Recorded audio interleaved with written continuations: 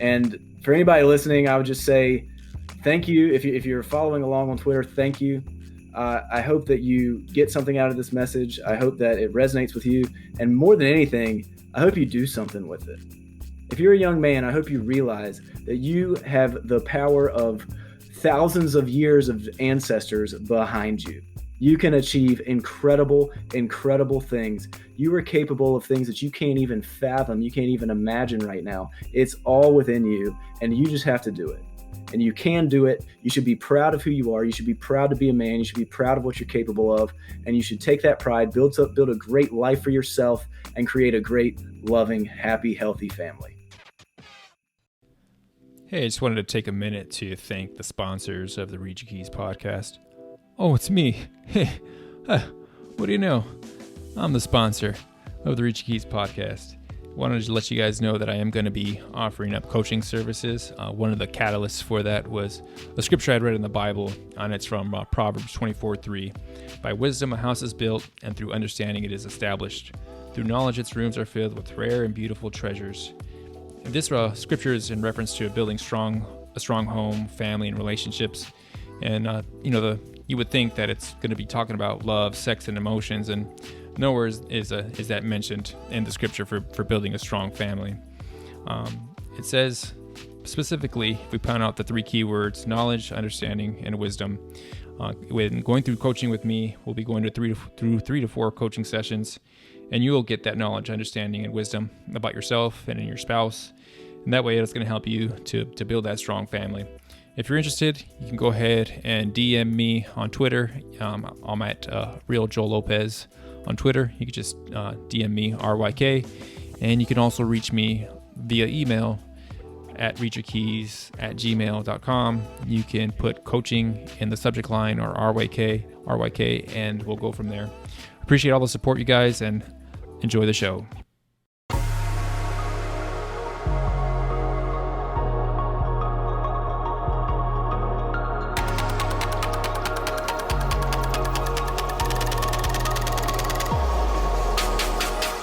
Welcome to the Read Your Keys podcast. I am your host, Joel Lopez. If you're enjoying the content, please follow, subscribe, smash, squish the appropriate buttons on iTunes, Spotify, YouTube.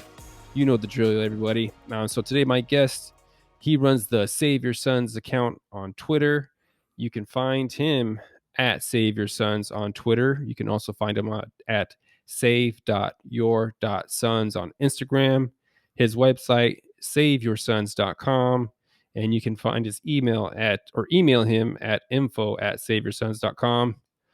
Welcome today to the show, brother. How you doing today? Joel, man, I'm doing beautifully today. I'm so grateful that you had me on, and we've been talking about this for a while, and so I'm glad to finally get the chance to sit down and record with you, man. It's a pleasure. Yeah, and coming in crisp and clean. I love Look it. at that. We were just saying before, like you gotta invest in the right tools here if you want to sound good these days. So I'm glad I can hear you loud and clear, and I'm glad the inverse is true. For sure, man. And is this a Save Your Sons podcast world premiere? This is, dude. Yeah, this is the first podcast I've ever been on. I've done I've done some of the Twitter Spaces, and they're cool, but they're real different because it's live, and I mean, this kind of feels live because we're just kind of going. We hadn't really rehearsed or anything, but the spaces are real different. You're just sort of you people are actively listening, and now that I know that at least at this moment no one's listening. So this is the first podcast I've done. I'd like to do more. A few people have reached out since I started my Twitter account and asked me, and I haven't done them until now. But I really think that sort of as Save Your Sons continues to grow and as our message continues to expand, I think it's a great tool to reach more people and to hit people in a different way with a message that they may not, if you skim over tweets, well, maybe a podcast will resonate with you a little bit more. And I think it's just another great avenue to help spread what we're trying to do here. Yeah, I've done a Spaces before, and I'm no podcast pro for sure. Like I'm not saying that, but it feels a lot different doing a podcast because it is one to one, whereas a spaces you would have, you could have multiple people, but also you're not able to see each other, so it's like one big group chat, but you're talking on, it's almost like talking on the phone with I don't know if you're old enough, but like before you'd have like three-way calling on the phone, and so it was kind of like that. It's like, okay, this is kind of familiar, but it's also different because like you want to kind of include people, because usually when you did it, did you do it with a few other people who were also speaking on the spaces? Yeah, I've probably done like 7 or 8 of them by now. And Mm-hmm. there's always like 3 or 4 speakers, and then however many people listen. And then if you're a listener and you want to ask a question, you can like mash the button on your phone, and it's like the equivalent of raising your hand. Mm-hmm. And then that person can get speaker access and they can start talking. It's a really, really cool technology. Mm-hmm. I think it's still a little there's probably, especially Twitter's version, it's pretty new and there's still some like kinks for them to work out, but the implications of it are incredible. I mean, there Mm-hmm. was the this is off topic already, man. I'm sorry. No, we're The just talking, brother. the Go ahead. president, I think he was the prime minister, whatever they call him, the president of El Salvador, when they started accepting Bitcoin as like legal tender, Mm-hmm. he ran a Twitter Spaces to talk about it. Oh, no way. Yeah, and he had like 25,000 people listening. Mm-hmm. So like when you think about what these things could really be, the in a year or however long it's going to take, the implications of them are just outstanding. Mm-hmm. It's real early, but it's exciting to think about the reach you can have live with something like that.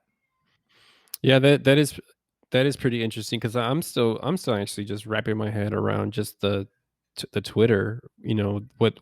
What it's done for me as far as just being able to connect with people who wouldn't have connected with. I kind of say this with a few guests. It's like I would have never ran into you. Like I know. we wouldn't have talked, or my goal when I uh interact on Twitter is just like, hey, like would I like to speak to this person, and would I like to have them on the podcast? And a lot of it is like, I like to play and joke and stuff, but it's also like, hey, this dude's saying some things that I think that are really important, and I'd like to take it off of Twitter because of the restrictions, just 280 characters or however much it is, and I don't like typing. Like, what would you like to, like basically like, hey, what the equivalent of having a beer or a coffee with you? It's like, hey, let's kind of talk about what you're doing, man, and it's pick your brain, and you can pick my brain, and because the save your son's message, that really resonates with me. I coached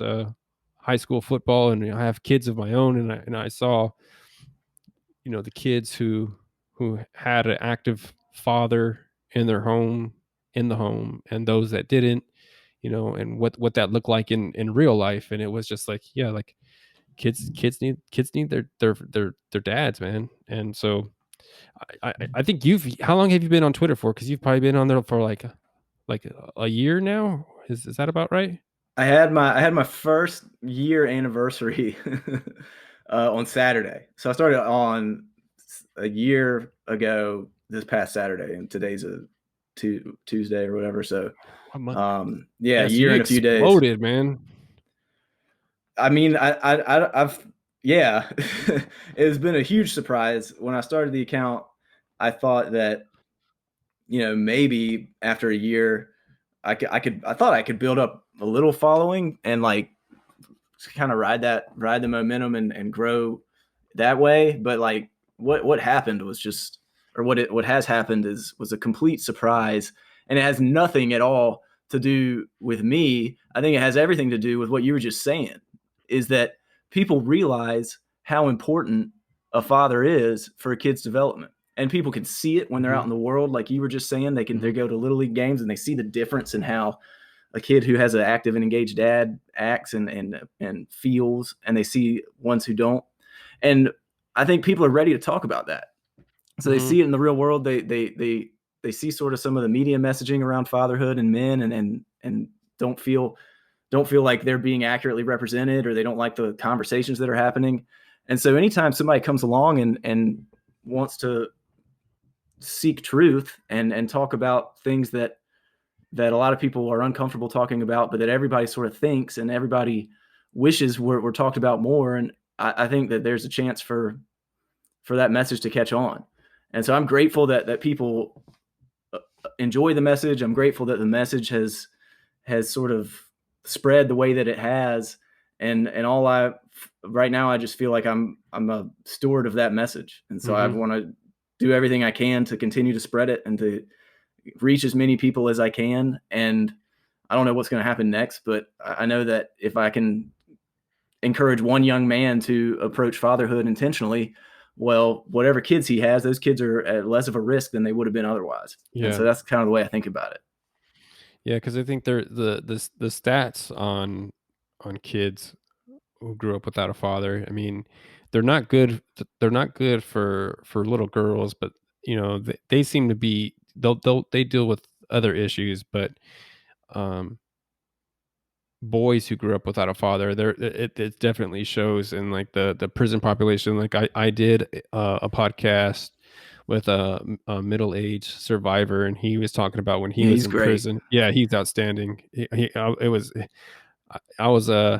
it was a pretty intense podcast, but it was in a good way. But he had talked about everybody who he shared a cell with either had an abusive father or an absent father, and it's just like, I mean, what more do you need? I mean, there the rates for them being in prison, the rates for dropout education rates, all those things, suicides, all of that, goes back to fatherhood, and that's just another one of the reasons why I thought it was so important that I'm glad you're on the podcast, but why I thought it was so important to have this conversation, because like you said, the conversation has been steered, I think, for the better part of the last like 16 years, where it was, yeah, you don't really need a dad. I was like, oh man, that's not what I'm seeing. That's not what my eyes are telling me.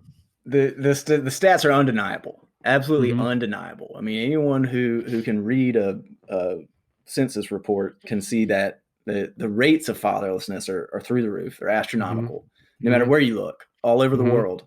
They're kind of, it's actually interesting how similar they are between different continents and different countries. But depending on how you measure it and kind of who you're asking, it's roughly a third of kids are growing up with a single parent household, in a single parent household. And usually that means they're growing up with their mom. And the stats are just, they make your jaw hit the floor when you see them for the first time, how bad the outcomes are for the kids that are growing up without a dad as compared to the kids who aren't. And it's everything you said, man. They're more likely to be victims of violence. They're more likely to commit violence. They're more likely to wind up in the prison system. They're more likely to wind up in poverty. They're more likely to be less educated. In certain countries, they're way less likely to be literate. And so every single negative social outcome that afflicts a society, they're more likely to be addicted to drugs, alcohol, suffer mental illness. All of it is more likely to happen when a kid grows up without a dad. And so that was really one of the main things that prompted me to want to say something about that. And I've sort of been aware. It's one of those things that you might hear like a news clip or a stat like way back years ago, and it just sort of sticks with you and like buries in your head. And every now and then you'll just be like, man, that's so messed up. Like, I can't believe that. And that's what this was for me. I don't remember the first time I heard it, but it's just one of those things that just keeps popping up in your head. And you're like, God, man, like that's the answer. That's it. Is that these kids, all these bad social problems that we're experiencing. And I always, to be fair, will say that for a lot of other reasons, a lot of people don't really realize this, but today, in the U.S. anyway, the overall crime rate has improved recently. So there are a lot of other reasons, a lot of other factors that are playing into that. The new, you won't get that if you just watch the news. You might think that like the world's burning. Well, it's really not. Like, there's a lot of good things happening in the world. Yeah. But the statistics as tied to fatherlessness are absolutely undeniable. And as soon as you realize that, and as soon as you make that connection, there's nowhere else. There's no other option. There's no other way to think about it except that is the answer. That is the answer. And so the challenge is, how do you lower that rate? How do you lower that 30%, that 1 in 3 kids who don't have their dad? And that's what we're trying to do.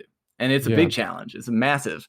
And I'd be lying if I said I like had every single answer in every single year, 5-year plan, 10-year plan, 30-year plan. But the challenge is very clear. The path is long, but the road is clear. And so we know exactly what we have to do. Well, it's like it's almost like a messaging that needs to kind of go out, right? Because I think for the longest time, the message was that fathers don't matter. Because I remember specifically, I mean, like 20 years ago, 21 years ago, I remember specifically, Rosie O'Donnell was a whatever Ellen DeGeneres is now, like, talk show host, influential at the time. And she said something to the effect like, you don't need a father. They can get whatever they need from whatever, like, coach or teacher or whatever to replace it. Like, the boys, or your kids don't need a father. And I was like, that doesn't sound right. But that was the consistent message that you would get from, like, media and well, from media and news and stuff like that, but also just like TV, movie media, right? Like, I think we've talked about, like, the representation of dads being the fool, the bumbling dad, Homer Simpson, the idiot. That's been repeated in television at least 30 years now, going back, that I can remember. Like, I can't, like, there's a few dads who you're like, yeah, that's a badass dad that I want to be like, or just a good dad, right? Because it doesn't have to be the badass. It just has to be like, hey, it's a good dad. Like, that's a good man. He stands tall in his home. His kids, his wife loves him. His kids respect him. He says something, and it moves forward. It's been the bumbling dad.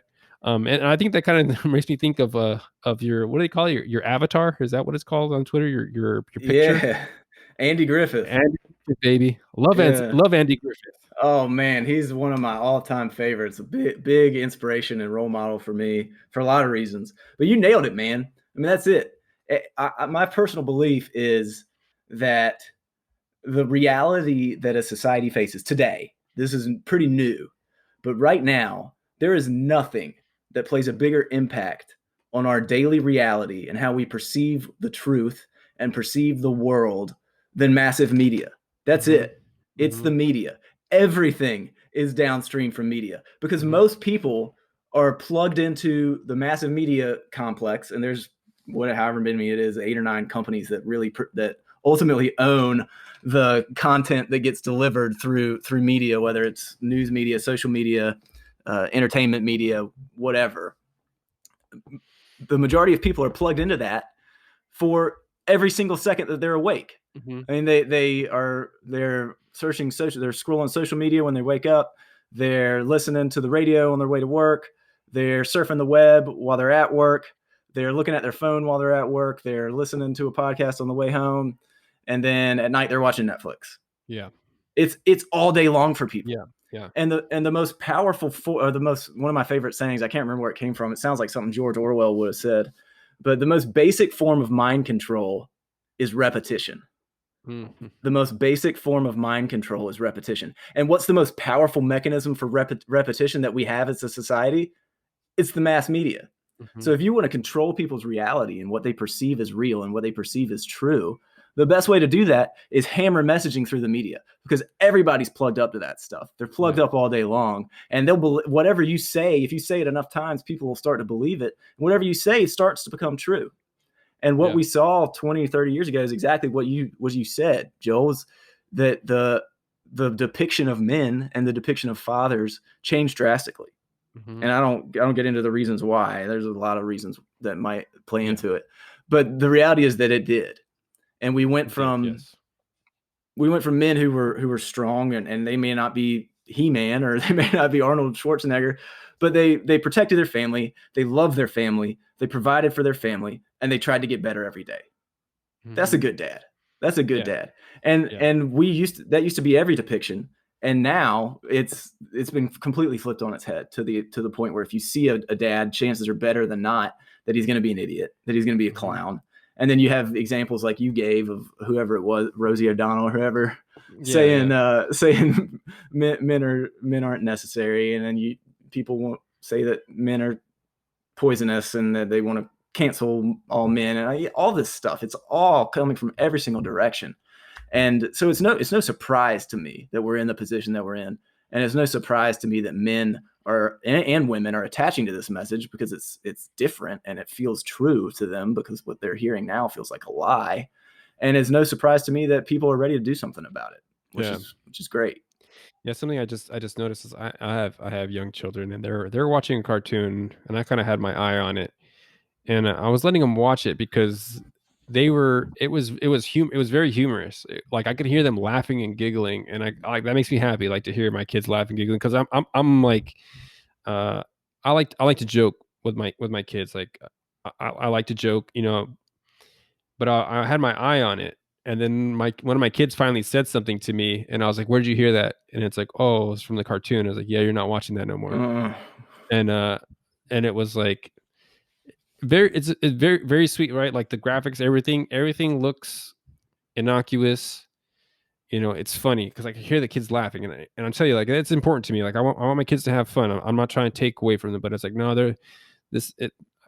I could see this is sowing some seeds in here that I don't want, because I don't want you to direct that towards me, first of all, but I don't want you to kind of internalize whatever that is, because I have boys and girls. So um I don't want my sons to be like, oh, I don't know, just like you said, that repetition, like people, you might say like, oh, that seems kind of uh drastic, I guess, but it's just like, man, no, I don't tolerate that in my house. Like I play with my kids. I say this all the time. I play with my kids, but I don't play. Like when I yeah. say something like this is what's gonna happen, I'll wrestle with my kids. I'll play with my kids. I'll joke with my kids.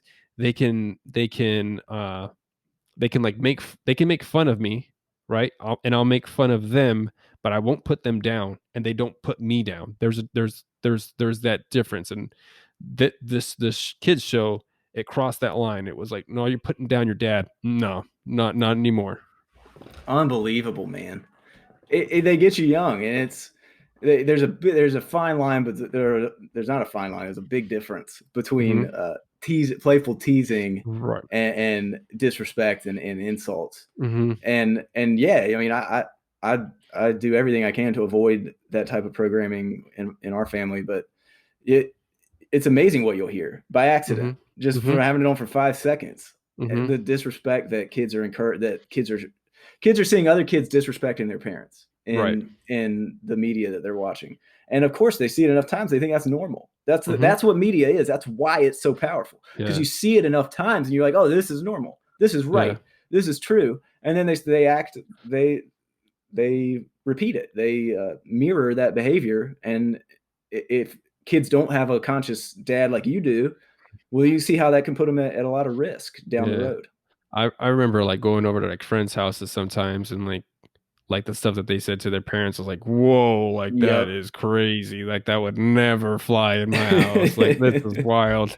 But then this was like a kid that was always in trouble. It's like, oh, that's why, like this kid talks crazy to their mom and dad, or their mom, and or like, whatever. And it's like, oh, that makes sense why you're like that at school.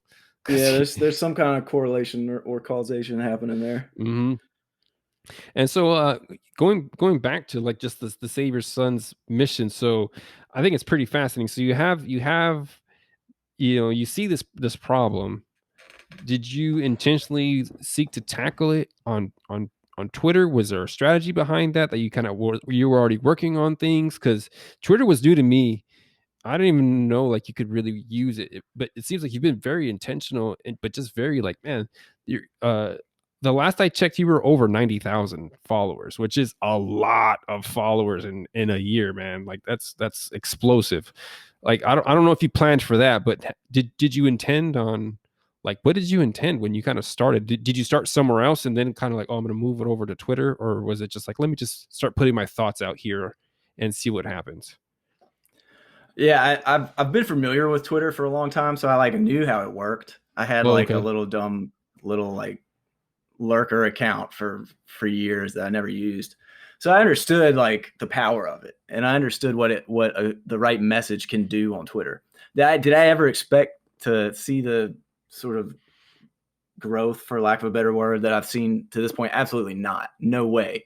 What I sort of saw it as was a little fun test of this bigger idea that I have, this bigger message that is ultimately what I want Savior Sons to turn into. And I thought, I know how to tweet, I know how to write. I'm self-aware enough to know that I can write quickly, which is important. A lot of people can't, and I'm grateful that I can just actually do that. And so I was like, this seems like a pretty solid medium to try this message out on, because I know how it works. I know I can be efficient at it. And so that's what I did. I just sort of one day was like, I know that there's this problem in the world. The other thing that was happening in my life at the time was we had recently welcomed our son, and we had been hoping and praying for a son for a long time. And so I was in the process of sort of wrestling with that and what that means, and what my role in sort of raising him and teaching him the things that I wanted to make sure that he knew as he grew up and became a man. And so I had this sort of vision of like, can I test this message around fatherlessness, and can I build the message in a way that teaches life lessons, so that if something ever happens to me, my son can go to this Twitter account and see like, here's all the stuff my dad thought was really important that he wanted to teach me. So there's sort of this twin goal of like, I want to document everything I learned the hard way for my son, so that if something ever happens, he can go back and say like, this is the important stuff. This can really help me because it helped my dad and it's helping all these other people. And my hypothesis was, if these lessons help me, and if I think they're going to help my son, well, maybe they'll help a lot of other men too. And that'll lead them to approach their lives more intentionally. It'll lead them to become better men more intentionally. And if they do that, well, then what a great effect. We're going to lower the rates of fatherlessness. We're going to see the rates of all those bad social outcomes start to decline. And so it just seemed like the perfect way to try that and do that, as I was sitting around with a new baby. And I was incredibly grateful and surprised at the response. But in retrospect, because of the stuff we've talked about already, people want to talk about this stuff. I think I saw you say it somewhere on Twitter at one point, but it's like the pain of an absent father is real. It's everywhere, and you can feel it when you talk to people who have gone through that. And people are looking for answers. And to me, the answer is, we got to develop more happy, healthy, strong young men. And so that's what we're trying to do. That's what we're trying to do. I mean, can you edit my voice crack out? When puberty happens, bro, that's just part of it. You get to write that to your son. Hey, man, I promise I'm not 15 years old. But that's what we're trying to do. And the next phases, now that I've sort of seen that, okay, this is something people want to talk about. This is something that can be spread far and wide through the sort of miracle of our modern social media landscape. Well, so now, if it's something people want to talk about and it's something that spreads, how do I talk to people about it? And how do I spread it as far as I can? Yeah. And so that's sort of the next phase and the next challenge. I thought it was interesting that you had, written these things out for your son. There was a movie. I never watched it. It was in the 90s. It was like a Michael Keaton movie. I don't remember.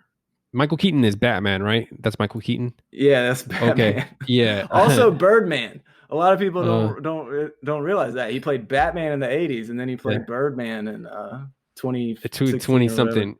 Yeah. So he had a movie. I can't remember what the name of it was, but I thought of you because I was thinking about the podcast and how you had said that you had thought about your son. But in the movie, I never watched it, but it was like he had a son that was on the way, and he was diagnosed with cancer, and he was like, I'm not going to be there for my son. So he kind of goes around and like makes all these videos for his son to help him. Like, I don't know if like one was like changing a car tire, tying a tie, because this is pre internet. So it's like, he's got the Mm-hmm. camcorder with the VHS thing going on. And that's the whole premise of the movie. He's trying to teach his son all the things that he wants to be able to pass down on to him, so that he knows his dad, and like he's a competent grows into a competent man. And then that sounds like a lot what you did with your son, which I thought was like beautiful when you kind of sit down and think about it. But I also think it's kind of like twofold, right? Like, you want your son to grow up to be a good man, but you're also extending that out to other kids, because it's like, I have daughters, right? So I'm very aware of this. Like, I want my daughters' future husbands to come from good families, because the likelihood that they're going to be good husbands is higher.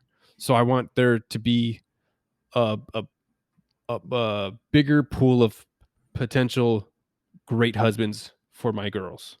And so that's kind of like the way it complements each other. But also, it's just like, hey, the neighborhood is better if there's good fathers in there, because there's good kids around. So like, I can let my kids outside to go play, because it's like, oh, we're in a neighborhood where there's good fathers, so there should be good kids around, so I can let my kids go outside and play, because I grew up in a generation that I was still able to go outside and play. Whereas like now, it's like, man, a lot of parents are hesitant to let their kids go outside and play because they're afraid. And it might be that they're afraid of whatever they hear on the news, but some of it is just like, hey man, like, there's some butthead kids. It's like, I don't want my kid playing with a kid that's Just you watching whatever show yeah. you were talking about earlier. I've been at the playground, man, and I've heard what some of these kids are talking about. I was like, nope, let's go somewhere else. And we're lucky where we've kind of found families where it's like, yeah, you can go ahead and hang out with them, because that's. But you have to be very intentional, and yet you have to be very aware. And I think that might be something where I don't know if that gets talked about, like that. You think of like physically protecting your kids, and like, I don't know if you want, you want to let them experience things and kind of learn things, but there's some things like, hey, you know what, this would be better. Like, let's just kind of keep you away from that for right now. Let's let you get bigger and stronger when you can handle that. Right now, I don't think this is a good call for you, because kids are exposed to a lot of things really early, way too young, and it's just like, you're not ready to have those conversations yet. Yeah, but one thing I read, I think it was Ryan Stevens. You know him on Twitter, Yeah. who is another guy that was a great inspiration. Is a great inspiration for me. I mean, we agree on a lot of stuff and talk about a lot of the same stuff. But he said something one time that really stuck out to me, and it's just so true. He's like, I can't remember exactly, so I'm paraphrasing, but it was something like, one of the most under discussed roles of a father is to control who your kid hangs out with. Mm-hmm. Is to I don't know if he used this word, so I'm sorry, Ryan, if I'm putting words in your mouth, but to manipulate the situations so that they Mm-hmm. can't be around certain influences, and those Mm-hmm. influences include other kids. They include the media, but they include people in the real world and real life too, who are robots from the media.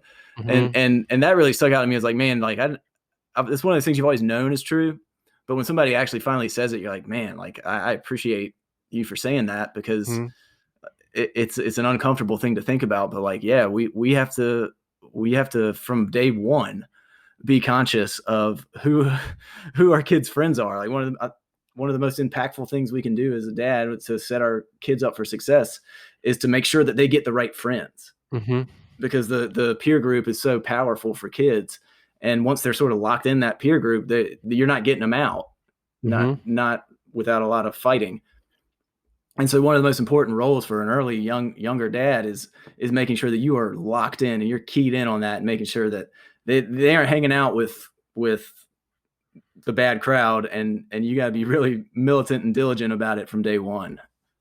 Yeah, I was lucky growing up that I was in a neighborhood where there were kids our age, but it was like the parents were like good parents, and they had good kids who all we did was play sports, and play video games or whatever. Nobody was into anything crazy, but there was some families where like my dad was like, no, they're a bad influence. You're not hanging out with them, and he was right. Like, you're a kid, you just want to play with whoever. Like you don't know, and I'm thankful for that, but man, it is something that you have to be very intentional with now, because I don't know where you live, but I feel like here in Arizona where I'm at, I live in the suburbs, right? But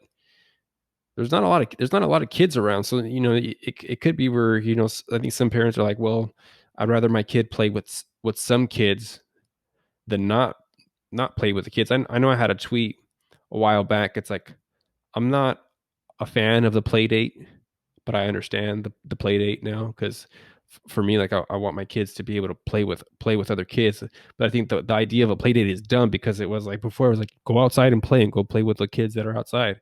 But it's like, Yeah. well, I don't want you playing with those kids. So Yeah. I have to make the effort now, or my wife has to make the effort to schedule time with other kids so they can go hang out and play with other kids who we think are kids who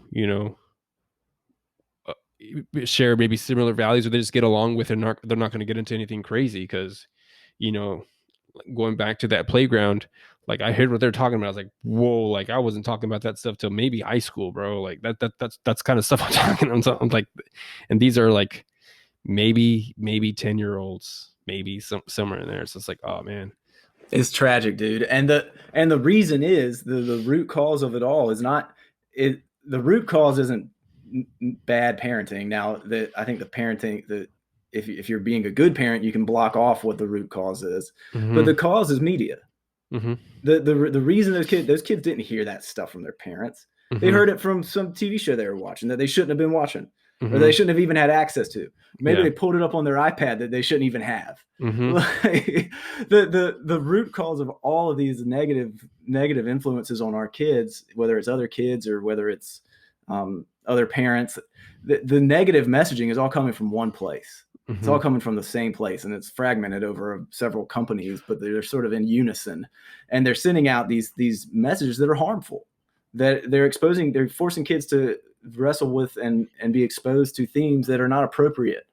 And of course, it's going to be confusing for kids if they learn about that kind of stuff before it's age appropriate. But they're inundated with it all day long, and it's absolutely it blows my mind that we've gotten to this point as a society where enough people have just sort of accepted it, that like, oh, well, our kids are going to have access to every website on the internet with an iPad. Yeah. And you can say like, oh no, we block it with parental control. Like, no, you don't. Mm-mm. You don't block it. The kids are smart. They can get around it. So it's incredible to me that we've gotten to this point where that's acceptable. And enough people have just sort of said, you know what, whatever. Like, my kids are just, they need to know technology. So we'll give them access to the iPad.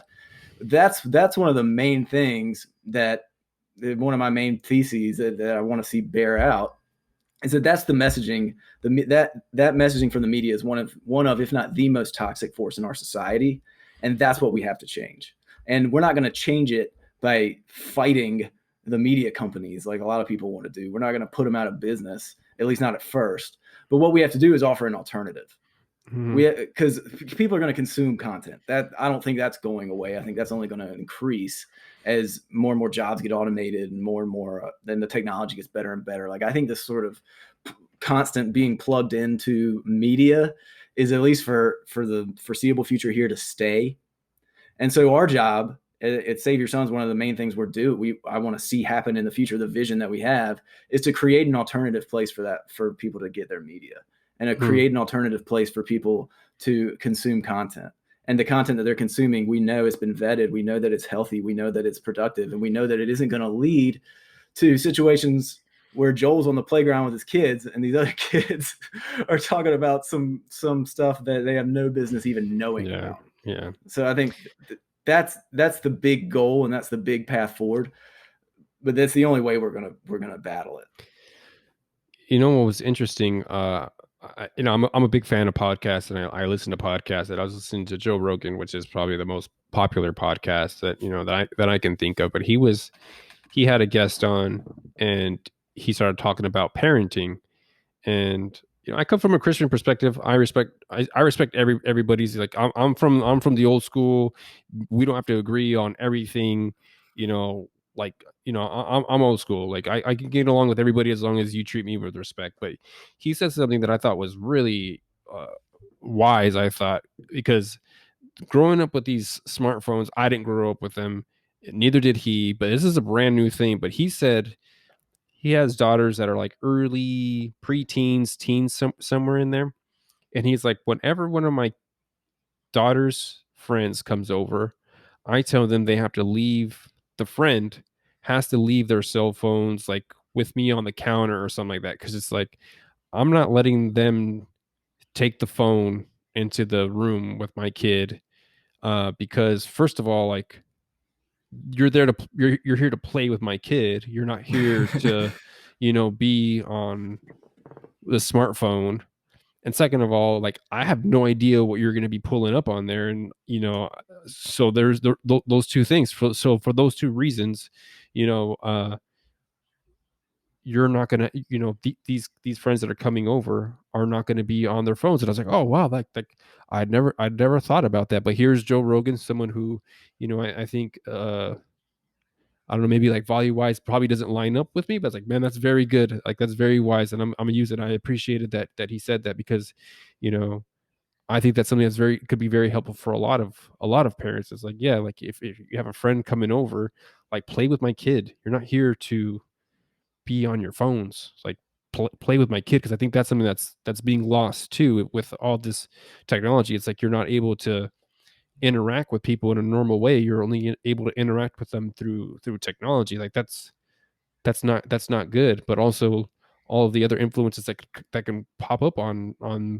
a phone, where it's just like, yeah, you're not exposing my kid to that stuff. They're not ready for it. You're not ready for it. And it's a whole new challenge that parenting is, or that you have to face now in these days. Yeah, man, when we were growing up, my parents just agonized over whether or not they should get me a Game Boy. Like the big kind. You Yeah, remember yeah, like the yeah. The first gray ever one, Game Boy. black and white. Yeah, Yep. yeah. And Uh-huh. and they finally were like, all right, you know what? Like, you can have a Game Boy. Like, you can play Uh-huh. it for you can't play more than an hour a day, and here's your Game Boy. I had Tetris.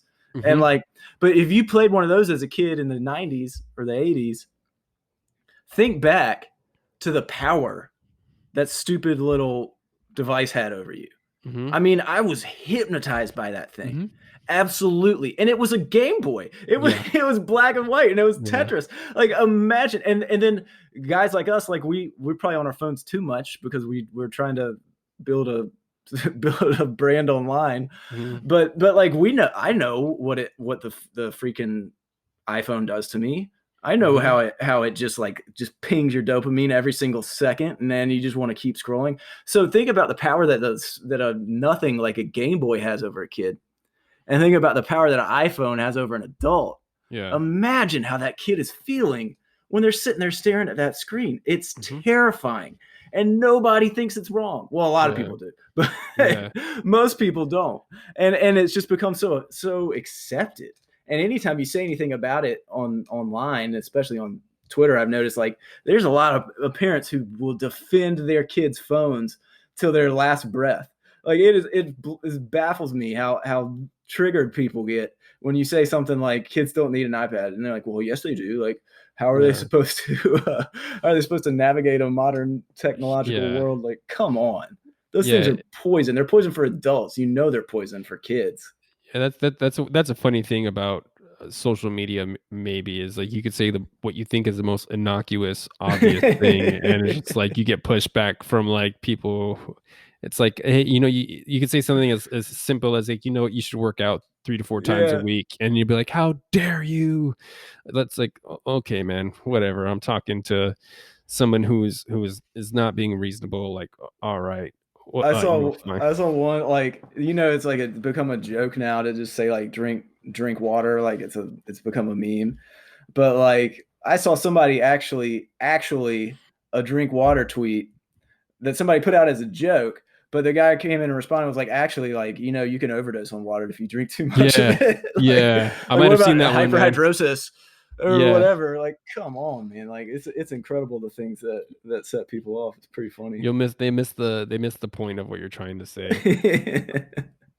Going back to the work that you're doing, one of the things that I wanted to talk about, and I thought was really impactful, because like for me, the way I look at it is, fatherhood obviously is important, but like you got to take some steps back before being a good father. There's the work that you have to work on, and you had an email where you tackled resentment, and I think that's something that people don't really talk about. And to me, resentment is one of those poisonous things that can just infect all of your life. And you kind of talked about that in the letter, and that was something that you dealt with. And I think that was really important, because like for me, like as a father, I can't give to my kids what I don't have. So if I don't have, like, I have to work on myself first before I can give to my children. So if I can work on me and make myself a better man, then that means I'm able to pour out more into my kids and prepare them for whatever life brings. So I thought that email that you sent out on resentment was outstanding. Well, thanks, man. Thank you. And I try to pull my emails from personal experience as much as I can. And the emails that I get the best response to always are ones that are pulling heavily from personal experience. So there you go. But yeah, the first thing I picked up on that you said is one of my main theses with Save Your Sons and with trying to end fatherlessness in our time and decrease the rates of all the bad effects of fatherlessness. The most important way to do that, one of the most important ways to do that, we're going to get the biggest bang for our buck in doing that, is if we teach young men how to approach their own lives intentionally. Because you can't, did you say you can't pour from an empty cup? Like, that's spot on. Absolutely. And if you're a mess and your life's a wreck and you're miserable all the time, and then you've got kids, like, what a terrible environment for those kids to come into. And one of the things I was trying to catalog with the Save Your Sons account was all of these life lessons that I thought I'd learned the hard way. I thought that I had overcome. Now, don't get me wrong, there's a lot of people that had it 1,000 million trillion times worse than I did. I was very, very fortunate and blessed growing up, and I'm grateful for that. But there were a lot of things that no matter who you are, you're going to have to learn the hard way, especially with dads of our parents' generation. That sort of intentional teaching isn't common and it wasn't fashionable. And so there were a lot of things that when I became 18, 19, 20 years old, I looked around at my life and realized that it wasn't what I expected at all. And I wasn't happy and I wasn't fulfilled, and I was acting out in a lot of unhealthy, unsustainable ways. And I didn't know what was going on. And in retrospect, like, of course now it's obvious. Like, I had really sick thinking. I was a product of a society where the media messaging was negative, and I was a entitled jerk. So it's obvious in retrospect, but that's sort of the blessing of hindsight, is you can sort of begin to catalog all of these lessons. And one of the biggest changes in my life was when first of all, someone just had to define a resentment for me, because I had never really thought about it. I was just like mad. And it's just like, I don't like that guy. I don't like that girl. I don't like myself. I don't like my school. I don't like my town, my whatever. Like, no one had ever labeled it for me. And so that was really important. It's like, but what you're experiencing, what you're feeling right now is a resentment. And I was like, oh, there's a word for this. I thought it was just like, I'm just mad at these guys or whatever. But they're like, no, this is actually something that we all experience as humans. You're feeling a resentment, and it's poisonous. When you resent something, you're the one who gets hurt, not the other person. The other person that you're mad at doesn't even think about you most of the time. And so that was a massive sort of shift for me when I was like, wait a minute, this feeling that I'm feeling, not only is it it not productive? And it's keeping me away from realizing my own actual potential and doing something important with my life. But it's only hurting me. It's setting me back. So it's not only like I'm not moving forward, but I'm actually moving backward. Mm-hmm. And if you've ever talked to somebody who's gotten sober from drugs or alcohol, or a gambling addiction or a sex addiction or whatever, one of the first things they address is this concept of resentment. They say, like, look, the first thing you got to do when I think it's like this step 4 or 5. So maybe it's the fourth thing you got to do is address your resentments and talk about and investigate the root cause of these resentments that you're holding on to. Because the longer that you hold on to them, the longer it's going to take you to get better. Mm-hmm. And so I met a guy when I was in my early 20s who was really experienced in that world and was also just like a wise older guy. And it was just one of those things, like, there's no way to explain it other than if it wasn't fate, it was the world's biggest coincidence ever. Mm-hmm. But like, there's this guy that I was living in the Northeast in a big city on the East Coast. And I was going into this deli every week for like omelet on the weekends. And there's this older guy there who I don't want to say his real name because I don't know. He's a pretty private guy. So we'll call him Frank, but he's eating at the deli, and I see him every week. I see him like every week, and he's just like got this big smile on his face, and he's like an older, 65, retirement age guy, just eating at the deli by himself every week, just happy as he can be. And I am the opposite. I'm like a young guy who's just clearly messed up and mad, and wasn't firing on all cylinders as a man by any means, and was just sort of disappointed in the world. And after a few weeks, finally, this guy just started talking to me. Mm-hmm. Which in the Northeast, if you're familiar with the Northeast U.S., like, that's rare on its own.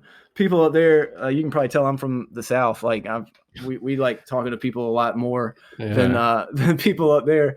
But he just started. I don't know if he saw like himself in me or whatever, but he just was like, "Look, man, like, something's up with you.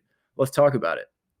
And so we talked. We sort of had this standing relationship where we would go meet at this deli in Fairmont neighborhood in Philadelphia, and we would just talk every week. And he started asking me questions, and he got to what he realized was one of the root causes of my issues was all these resentments that I was holding on to for ex-girlfriends or friends or the administration at my school or the government. Like, who cares? It's all garbage. Mm-hmm. And he was like, you're holding on to these resentments, and they're making you sick. And I was like, and hearing him sort of label resentments and drawing the line from how I was feeling to where I could be if I could just let go of these resentments, where I was at that point in time really, really resonated with me. And so I was like, all right, man, like, mm-hmm. You seem to have all this knowledge. What do you do? How do you get rid of them? Because they're playing in my head all the time. I'm mad at these people. I'm mad at myself. And what do I do? And he said something that at the moment, when he first said it, I thought it was like the biggest. I was so disappointed. I was like, man, like, I thought you were like this wise old guy who, like, I've had Yoda. This like cool relationship. Yeah, I thought you were Yoda, and and he says, what you need to do is you need to pray for those people. Mm-hmm. And I was like, are you like, pray? Like, come on. I'm like, that's the biggest cop-out answer of all time. Like, you're telling me I need to pray for these people? First of all, I don't like these people. So why would I pray for them? And second of all, that's like hocus pocus. Like, give me some like data, give me some science on like some psychology on how I can get rid of these resentments. And he was like, look, I thought it was dumb too at first. That's what he told me. He's like, just try it. And I was mad enough, and I was in a bad enough place that I reluctantly agreed to go to I went to this guy's house. He lived in a high-rise apartment. He took me upstairs. He smoked. He was still a smoker after all these years, and his apartment just had like ashtrays everywhere. Like, this guy's like happy as can be, and maybe that's one of the reasons he's happy. But he was like, but his apartment's spotless except for the ashtrays. And we walk in, and he's like, all right, sit down on the couch, and we're going to pray for your resentments. And I was like, all right, man, whatever. You got me doing this. I'm going to do it. Yeah. And we went down them one by one, and and the way we prayed for him was, we said, I hope, please please God, whatever your conception of God is, please give this person everything they ever asked for. Please make sure that they're happy. Please make sure that they're fulfilled. And please remove this resentment from me. So what you're doing in that moment is you're completely flipping the image that you have of them in your head. You're no longer you're no longer thinking about the reason that you're mad at them. This is the like armchair psychologist like explanation, which the real explanation is probably just this prayer works. But if you want to rationalize it, you're no longer thinking about them in the same negative light that you had them before. So you're training your brain to see them differently. And one of the great truths of the human brain, at least as I've understood it over the course of my life, is that you can only think about one thing at a time. You can try to think about two things at a time, and you may do it for half a second, but ultimately you're going to fail. If I'm thinking about this podcast, I'm thinking about this podcast. Like, I'm not thinking about what my wife cooked for dinner. If I'm thinking about what I'm going to say to you next, I'm not listening to what you're saying. Right. You can only think about one thing at a time. And so the longer we develop this habit of thinking about our resentments in a positive way, and of hoping that they get what they want, and no longer thinking about all the ways that you're mad at them or all the ways that they quote unquote wronged you, we're thinking about, well, no, I just want this person to have a happy life. I want to visualize them being happy and being fulfilled. If you're thinking about them in that way, you can't physically, mentally think about them in the negative, poisonous, resentful way. And so ultimately what happens is you no longer think about them at all, because you're no longer getting that sort of like sick feedback of like, I'm like mad and it feels good to be mad for half a second. No, you're thinking about like, yeah, this is just another person. I hope that they're really happy. I really hope that they get what they want out of life. And I hope that this does something for my resentment. Yeah, that's really powerful. I mean, it is simple, right? And people don't want to hear that, but man, like that, I mean, it's a paradigm shift for sure. But you know, you've heard the phrase like, you know, what is it, like living rent free in your head, and it's like all these people are living rent free in your head, and you're running through, because you know, I'm a dude. I'm a, you know, for the most part of my life, like, you know, I think I talked about this with Ed Lattimore. It's like in sports, it's like if somebody gets you, you get them back, right? So if somebody got you, like this person did this to me, so I'm gonna get them back. So that's where your energy is going, and it's not something that's creative in a positive sense. It's destructive, and maybe you get the sense of power that comes with being angry, because you know it's just like whatever, that aggression that comes with it, so it makes you feel strong somehow, because whenever those things happen that cause the resentment, maybe you felt weak during those times. So feeling angry might give you that sense of strength. But to be able to switch that, right, to now I'm praying for you and now I want blessings on you, now you can let it go. And now you can move on to the creative things. Because was that where you were at? It was, I am so stuck in my resentment and my anger here, I'm not creating anything positive. Once I was able to forgive them, now like that weight has been lifted, and so now I can go ahead and move forward in my life and create positive things. Because I mean, what you're doing right now is extremely positive, man. Like, I love what you're doing. Well, thank you, man. And yeah, it was one of the many things that it took me. I've been a quote adult man for, I don't know, 17 or 18 years now. And the first, whatever, 6 or 7 of them were just life smacking you in the face one lesson at a time. So it took me a long time, and there were a lot of different things that happened, and that's some of the stuff I share in my emails and in my courses at Save Your Sons University. But one thing I do want to say that I think is important is, if you're a young man listening to this, this is a nuance that I think is really important for anybody listening. When I'm not saying that anger is always poisonous. There's a lot of great things in this world, for better or worse, that have been achieved by a guy with a chip on his shoulder. So that sort of motivation from feeling like you're wronged, or feeling like you're an underdog, or feeling like so and so messed you over, and so you want to prove that you can do it. There's a lot to be said for that, and it's not as black and white as saying if you're resentful of somebody, you got to get rid of it immediately. The key is being self-aware enough to understand how this particular resentment, or how this particular anger is affecting you. And for me, there was no question that this anger was affecting me negatively because it was holding me in place. It was keeping me from doing any of the things I knew I needed to do to realize my potential and to make an impact on this world. I'm just sitting here stewing in my own crap. Now, another strategy for dealing with that might be to treat it like a chip on your shoulder, to act like, well, look, like if I thought life gave me this bad hand of cards, well, I'm going to prove everybody wrong. That can be useful and beneficial too. It's all about understanding how these resentments and how these angers are affecting you and your ability to navigate life effectively. Yeah, I heard somebody say one time, like, about the stories that we tell ourselves, right? So we'll say at that point in your life, those stories were driving you in a negative fashion, regardless if it was true or not. We'll just say it was true that you were wronged and you had every right to be upset about what you were upset at. You were still going in the wrong direction. If you can take that story and push it into a positive direction, say you could even tell yourself a fake story, like, oh, maybe it was an accident or whatever, and now that's taking you into a different direction. Like it's got to serve you. And I'm glad that you said that too, right? To feel resentment is human. You're not trying to not make people be robots. Feeling resentment, feeling anger, jealousy, love, all those things are human emotions that are valid and have their place. But to be aware of, like, hey, is this driving me forward, or is this holding me back?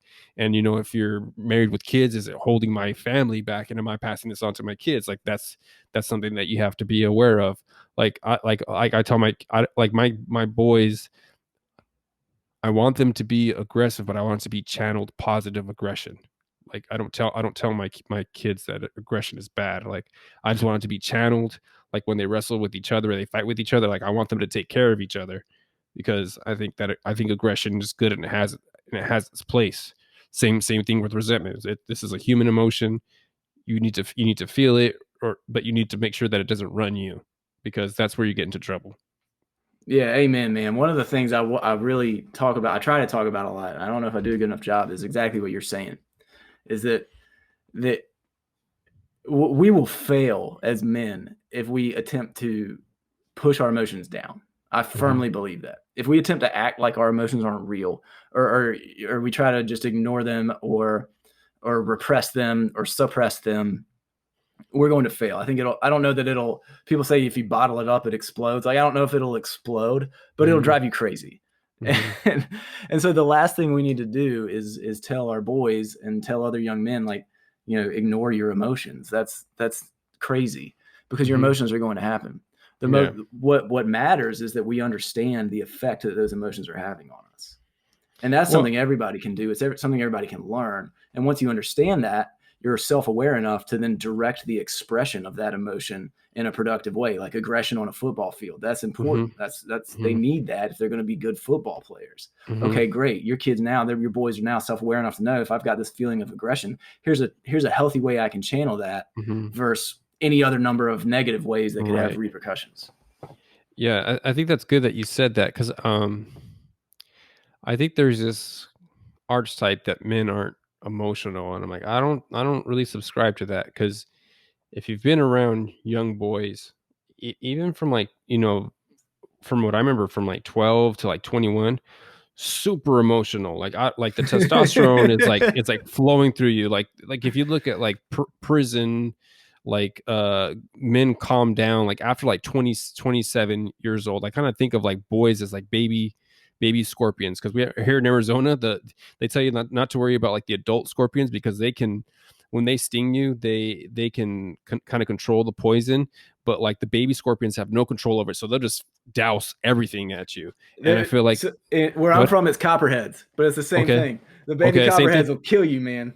yeah, because it's like it's just the full rush of poison you're gonna get it. That's like teenage boys, man. Like they are super emotional. If you've been around them, like, man, the emotions, like you can feel them. They're like volcanoes. And so to tell them, hey, you got to be bottle up your emotions. Don't feel it. It's like, I don't know if that's a good way, man, because they're really emotional. You got to give them a productive way to channel it. That's why, you look at like, boys who join gangs and stuff like that, like they are super emotional, but they want to be a part of something. They want to have that meaning, and it gives them meaning. But if you disrespect their gang, then they're willing to go to prison for it. Same thing with on a high school football. Like if you disrespect the school or whatever, they're willing to fight you for it. Like I've been plenty of fights. They'll fight over the stupidest things. Like you got a 45-year-old guy and you got a 17-year-old. The 45-year-old guy's like, oh, I'm gonna measure this out. Like, yeah, it's not worth it for me to get in a fight. Where the 17-year-old doesn't care. You stepped on my shoes. We're Yeah, it's fighting. over. It's a Yeah. wrap. Yeah. Yeah, man. That's why I think going back to what we were talking about with resentments, why labeling it was so powerful for me. Mm-hmm. Because that's the first step to understanding. That's the reason our ancestors wrote dictionaries, was we had to define things, and we had to create words for things so that we could understand our world. It's how we organize information. It's how we perceive reality. And so if we just have these strange emotions that are overwhelmed, because you do when you're 14, 15 years old, you're crazy. If you're a boy, I can't speak to experience as a woman. I've never been one. But when you're a boy and you're 14, 15 years old, man, you are just like seeing red all the time. It is unbelievable what's going through your brain. And you have no words for it. No. Nobody's ever labeled them for you. And you can't understand something if you haven't labeled it first. You have to. The first step in understanding is defining something. And so that's why when this guy in the diner was like, look, man, you're feeling a resentment. Here's what a resentment is. It was just like, nobody's ever said that to me before. Nobody's ever taken that time to tell me what this emotion that I'm feeling actually is. And then, of course, I'm not going to be able to do anything about it if I can't even label it. Yeah. So I think that's one of the most important things we can do for our boys when they reach that age. It's like, look, I know how you're feeling. Yeah. I felt that way too. And here's what it is. One of the great things. So I've said this before and I'll say it again. Like I viewed the lens of life through football because that to me, football applies in a lot of things. So when you said that, being able to label the resentment was huge for you, it's kind of like this. All right. So when you play football and you're lining up on defense, the offense comes out, and what you have to do is you have to identify the strength. So you'll say, hey, the tight end's over here. So you say, this is where the strength is at. This is where they can attack us. And so you have to identify what is going on, because if you get lined up wrong, then you're beat. And if you have no idea to even look for what the strength is, like, because you'll have coaches tell you like, hey, this is what you're looking for. So when you look for this thing over here, you can get lined up right. So it gives you a chance to, we'll just say, defend yourself. So you meeting that man and him saying this is resentment, you're like, I didn't even have a clue about what this was. And now I can see who my opponent is. This is what it is. When it shows up, this is what it looks like. So when it comes, I can make the adjustments necessary so it doesn't run me over, because up to that point in your life had been running you over, right? It's just like, I feel this resentment towards this person who screwed me over, this person who screwed me over, this person who screwed me over. Now I'm being run over. I can cope in positive ways. Maybe at that time you were coping in negative ways. That's here nor there, but that happens for some people. It's like, now I'm in this downward spiral and I'm not being the person who, I'm not living up to the potential that I had because I couldn't identify what was coming along. This man showed me what it was. Just like on the football field, you say, hey, this is the strength. Get lined up. Because if not, you're going to get your ass kicked. Like, get lined up, buddy. Yeah, what he did was what you do in football. Is you see how the opponent's lining up, and you have a play for that. You have a play to run now, because you've been identified what they're doing. And it's the same thing when we're feeling emotions that are out of control. If we can't identify them, then we can't run a play against them. We have no idea what to do. And so our reaction is going to be wholly erratic and unpredictable. Versus if we have an understanding of what they are, we've defined them fully, and we understand, well, here's what happens when I feel this, here's why I feel it. You've got a play you can run. And when you have a play, you have a chance. If you don't have a play, you're going to get run over. Yeah. And exactly, that's the point too. It's like, not to say that at this point in time, even though you've learned the lesson, it doesn't mean that at some points you're not affected by that it doesn't come back. And sometimes, like, hey, you know what? Sometimes it got the best of me with my wife or my kid, because that's a whole different thing now. You're married, you have a kid, your wife and your kid, and you're not sleeping, and when you're tired, that's a whole another ball of wax to deal with. But just to be able to recognize it, and like, all right, I've done this before. I need to be intentional about being aware of what I'm feeling, what I'm thinking, and how I'm reacting. It gives me a chance to have the good days where I can do my work with, my job, with my family, with save your sons, like all that stuff. The world has been improved because you ran into this man. Yeah, I should tell him that. I still talk to him sometimes. Oh, nice. But I wholly agree that that the lessons that he taught, he didn't only help me, he helped a lot of people. Mm-hmm. And there's no, it's sad to think about what would happen if he hadn't done that with his life. I mean, it's just Yeah. kind of what he chose to do in his later years, and I'm forever grateful for that. Before we start wrapping up here, can we talk a little bit about what you're doing with Save Your Sons University? I know I'm a subscriber to Save Your Sons because I'm all about supporting the homies. But this is something like I get a lot of emails, man. Like I'm sure like you get a lot of emails because you want to support your friends and stuff like that. But so you don't get to all of them. But I make a point to try and read the ones that you send out, because like being a good man, being a good father, it's really important to me, because like I'm not gonna I don't know what God has in store for me, but I know right now, like being a good father is something that I can definitely control. So I want to be a good father. So when I see stuff like that, like just like working out or whatever, like this is something that means a lot to me. So I want to do well with it, and your content, I think, helps with that. Well, thank you, man. That's what it's all about, and that makes it worth it to hear that. And with Save Your Sons University in particular, what that represents is it's a way for, it's a monthly course where you subscribe and you get a new course every single month that lays out one of these life lessons that I think is really important for a young man to know, and to fulfill his potential and make the most out of his life. And the hypothesis is, if we can create more men who are approaching their lives by reading these courses and consuming this type of content and taking action on what the courses say, then we'll be creating more happy men. And by creating more happy and fulfilled men, we'll be creating more effective fathers. And if we create more effective fathers, we're going to create a better society for everybody. And Save Your Sons University is the first step in our sort of larger Save Your Sons vision, which is creating content that helps people, that's also good, that people enjoy consuming and people enjoy reading and listening to, but it also is constructive, and it gives people a framework for their reality and a framework for their life so that they can improve themselves and improve their situation. And so if you're a man who didn't have a father figure or a strong role model, you're going to learn a lot in Save Your Sons University that you're probably feel like you're missing right now. You're going to learn a lot about how a man should approach his life, in my humble opinion. If you're a father already, you're going to see a lot of things that are going to be pertinent to raising boys into healthy young men. And if you're a single mother listening to this, or any mother listening to this, and you want a resource for your boys as they grow up and they get older and they start maturing, that will help them develop into healthy young men, you're going to find a lot of that there too. So we've only started Save Your Sons University. It's only been running for about 3 months now. And we are slowly in the process of building out a community around it, so that the people that our members can communicate with each other and talk to each other. And so that's coming in the next few weeks, I hope.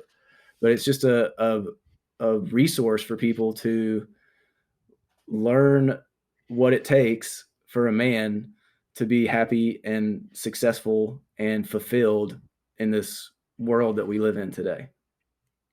It's good, man. Like I think like the key number one for my perspective in raising strong sons, daughters too, is first of all, is like me, right? Like I'm the key. But the second thing, from my perspective, is having that healthy marriage, because my wife and I will say, like, if we're not good, then we're not good parents. Like, if we're not good, like, to each other, like, say we're having an argument or whatever, or there's stress in the marriage, like the kids feel that. And you had recently had a newsletter where you had like the 9 commandments, but one of the things that stood out for me from those 9 commandments, before we wrap up, is I'm this is year 16 of marriage for my wife and I, and we dated for years before that. But one of the things that I really liked that stood out that you put was commandment number 6: never stop doing the things that you did in the beginning. Because in the beginning, it's the honeymoon, everything is new, you give your best effort. I'm talking from the man's perspective here. You give your best effort, all that stuff. You go all out. Nothing is off limits. For if she asks for it, you move heaven and earth. But then, the years go by, you get worn out from work, pressures, kids, all this stuff. Now it's like, oh, you're gonna, all those things that you used to do and you were happy to do, now that those are chores. And seeing what you write here, I don't know if you follow Tyler Tote, but he has, like, Yeah, love that guy. bi-weekly dates with his wife, but he'll also do like overnight dates with his wife. And it's like, oh man, like, you have no idea how, like, when my wife and I do that, like, that just like supercharges the marriage, because it's like, hey, we all get to, we get to take a break from the kids, just be like husband and wife lovers for a weekend, because you're in it right now, man. You got a young one, man. They don't stop needing mommy. It just doesn't stop, and it's like, that's understandable, and they're right to want mommy, right? Mommy's outstanding. Like, you married her for a reason. Like, there was a reason that you married her. She's outstanding. They have reason to need her, and they're babies. So, but I think just things like that, like, for me, is just like, yeah, for my listeners, I highly recommend that you subscribe to the newsletter, follow them on Twitter, all that whole thing. And before we wrap up, did you want to go ahead, like, a little 20-minute, 30-second tidbit before we wrap this bad boy up, man? Oh man, we talked about so much good stuff. I can't wait to play this back and listen to it. This was fun. Great first podcast ever. I'm grateful for you, Joel, for having me on. There's a bunch. I'm looking forward to doing this again. Do it with you again anytime. And for anybody listening, I would just say thank you. If you're following along on Twitter, thank you. I hope that you get something out of this message. I hope that it resonates with you. And more than anything, I hope you do something with it. If you're a young man, I hope you realize that you have the power of thousands of years of ancestors behind you. You can achieve incredible, incredible things. You are capable of things that you can't even fathom. You can't even imagine right now. It's all within you, and you just have to do it. And you can do it. You should be proud of who you are. You should be proud to be a man. You should be proud of what you're capable of. And you should take that pride, build a great life for yourself, and create a great, loving, happy, healthy family. Dang, I gotta let that sit for a minute, man. That's dope, man. That really is good. I had to let that sit for a minute, because, yeah, that's good, man. I can't think of a better way to finish that off, man. This is the Read Your Keys podcast. He runs the Save Your Sons account on Twitter. You can find him at Save Your Sons on Twitter, save.your.sons on Instagram, saveyoursons.com. Send him an email. He appreciates it at info@saveyoursons.com. Appreciate this so much, man. This was a lot of fun. Thanks so much for coming on. Hey, Joel, man, this was great. Thank you so much for having me, and I look forward to talking with you again soon. For sure.